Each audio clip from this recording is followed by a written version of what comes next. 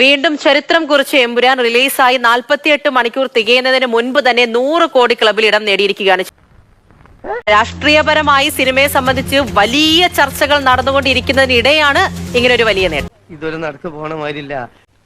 ഇങ്ങനെ ഒരു വിധി എഴുത്തുണ്ടാകുമെന്ന് സ്വപ്നത്തിൽ പോലും വിചാരിച്ചല്ലോ.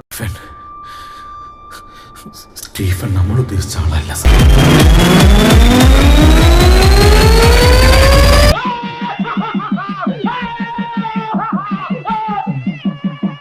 ഇത്രയും ചെറിയൊരു പടം എടുക്കുമെന്ന് ഞാൻ വിചാരിച്ചില്ല. പ്രതിഭയാണ്, പ്രതിഭാസമാണ്.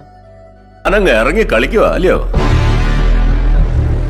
കളിക്കുമ്പോ ഇറങ്ങി കളിച്ചു തന്നെ സാറേ. ഭയങ്കരമായ ആള്. വെറും ഭയങ്കരനല്ല, ഭയങ്കരമായ ആള്. നമുക്കറിയാം 10-12 ഷോകൾ ഒരു ദിവസമുള്ള തിയേറ്ററിൽ എമ്പുരാൻ മൂലം 20-21 ഷോകളൊക്കെയാണ്. തിരുവനന്തപുരത്ത് തന്നെ ചില തിയേറ്ററുകളിൽ 32-34 ഷോയൊക്കെയാണ് ഒറ്റ ദിവസം.